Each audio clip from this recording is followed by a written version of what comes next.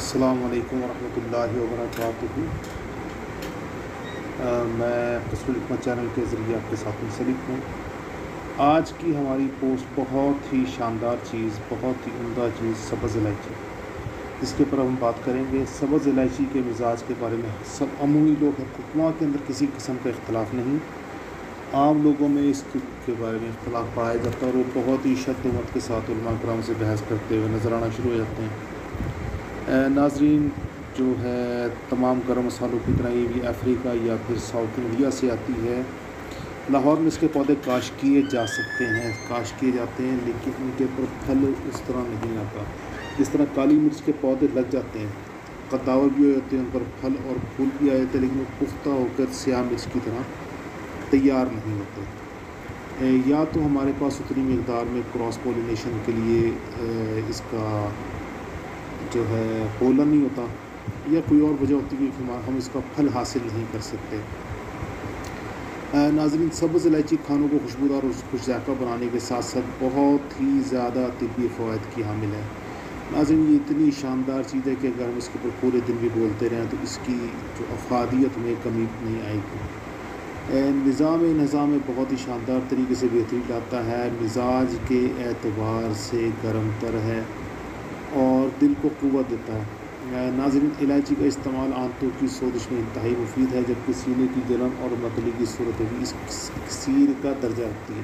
اکسیر کا مطلب ہوتا ہے کہ وہ چیز جو ختمی ہے، اس کے بعد کوئی اور چیز ہمارے پاس موجود نہیں ہے۔ اچھا، اس کے اوپر میرا اختلاف ہے، کیونکہ ہمارے پاس طب نبوی میں بھی اور طب یونانی میں بھی اور علاج بالغذا میں بھی اور شاکی صاحب والے طریقوں میں بھی، اس کے علاوہ اور بہت ساری ادویات ہیں جو اکسیر کا حکم رکھتی ہیں سینے اور معدے کی جلن اور تیزابیت میں۔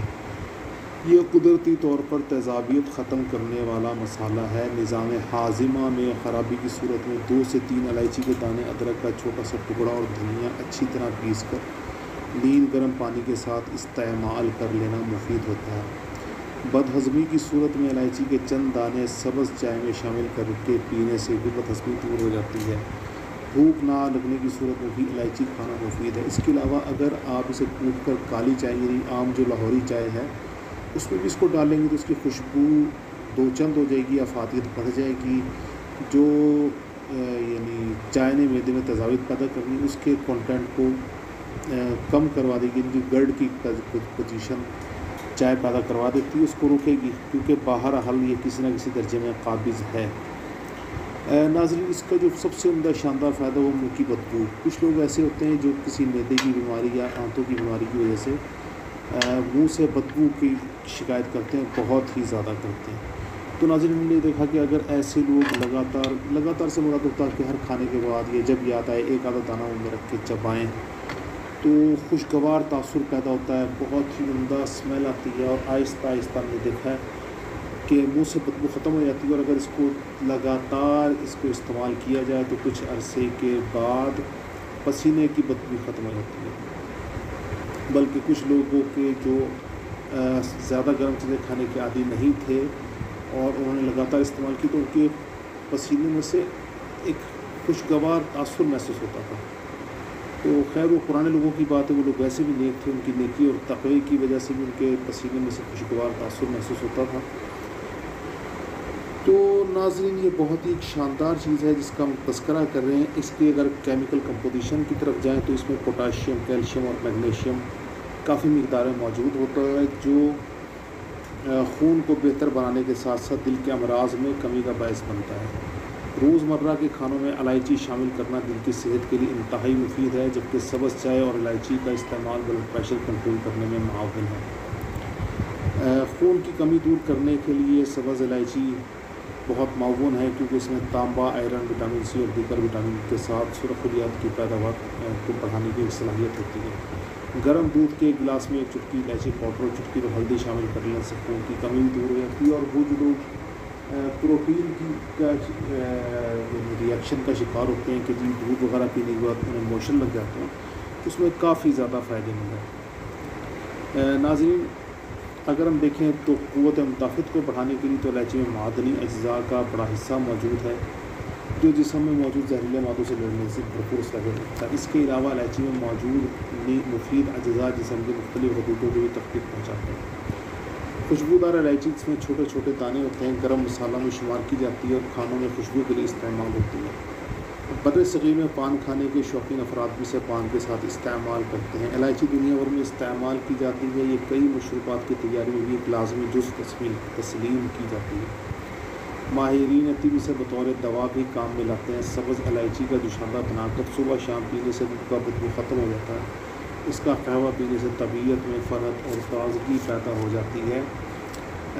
ناظرین، بہت ساری چیزوں کی مصلح ہے، بہت ساری چیزوں کی اصلاح کرتی ہے، معدے کو تقویت دیتی ہے، کسی حد تک کسی نہ کسی درجے میں ہم نے دیکھا ہے کہ اس کا استعمال کرنے والے لوگوں میں امساک کی کمی کا مسئلہ پیدا نہیں ہوتا، یعنی کہ وہ اس کیفیت کا شکار نہیں ہوتے کہ ہمارا امساک یعنی ٹائمنگ کا مسئلہ ہے۔ جریان وغیرہ میں بھی اس کا استعمال بہت فائدہ ہے، پٹھوں کو طاقت دیتا ہے۔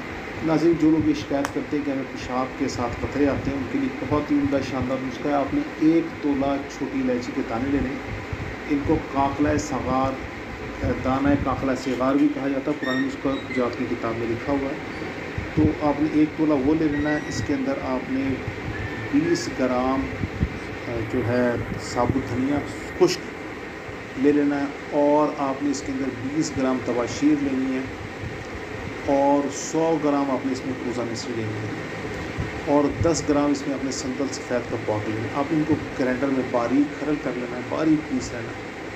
تو ناظرین، یہ جسم کے اندر بڑھی ہوئی حرارت کو، جس طرح ہم نے پہلے بات کی تھی ایک اور پوسٹ میں ایگزیما کے حوالے سے، تو ایگزیما میں جب جسم میں گرمی بے انتہا بڑی ہوتی ہے، خارش اور چبھن کافی زیادہ ہوتی ہے، تو یہ نصف چمچ کی مقدار میں پانی کے ساتھ استعمال کرنے سے اس کی جو گرمی ہے اس کو ختم کروا دیتی ہے۔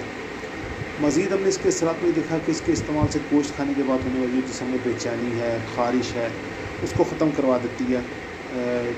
گوشت کھانے کے بعد جو جسم میں چبھن ہوتی ہے اس کو ختم کروا دیتی ہے، پیشاب کی جلن کو ختم کروا دیتی ہے، اور اس کو میں بارہا استعمال کیا۔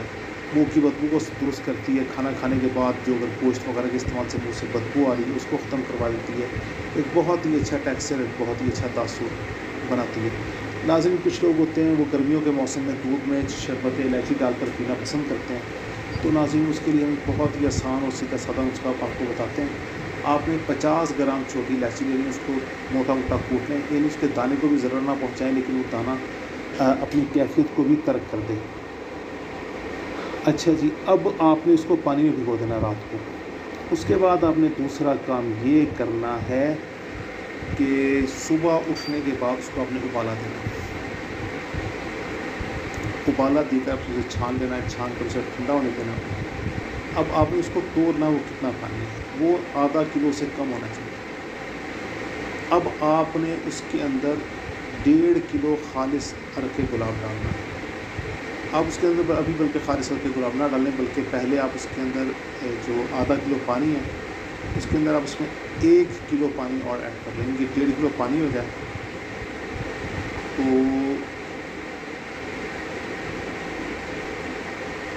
اس کے اندر آپ نے 2 کلو چینی ڈال دیں گے، اس کو ایک ابالا دینا ہے، اس کی صفائی کرنی ہے۔ جب آپ کو لگے کہ سب قوام گاڑھا ہو گیا، بلکہ آپ اس ریشو میں ڈالیں گے تو آپ کو بہت زیادہ پکانا نہیں پڑے گا۔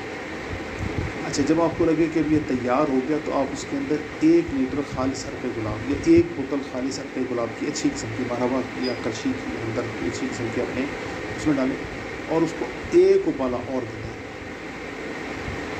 اچھا ناظرین، اب اس کو آپ نے شربت کو چولہے سے اتارنے، اچھا ابالا دینے کے بعد اس کے ساتھ ٹھنڈا ہونے، جب یہ ٹھنڈا ہو جائے تو آپ اس کو محفوظ کر لیجیے۔ محفوظ کرنے کے لیے آپ اس کے اندر ستلوبان بھی ڈال سکتے ہیں، اور اگر آپ اس کو خشک قسم کی بوتلیں یا اگر اپنے جلدی استعمال کرنا ہو، زیادہ استعمال کرنے والے ہوں تو آپ اسے ڈائریکٹ بھی استعمال کر سکتے ہیں۔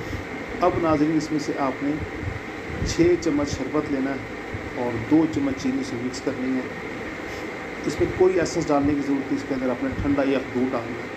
اور ناظرین، بہت ہی مزیدار قسم کا چھوٹی الائچی کا جو شربت ہے، جس کو چھوٹی الائچی کا شیک آپ کہہ سکتے ہیں، وہ آپ کے پاس حاضر ہے۔ آپ استعمال کیجئے، اپنے دوستوں کو پلائیے، گرمی کے اندر گرمی کی کیفیات سے اپنی جان چھڑائیے۔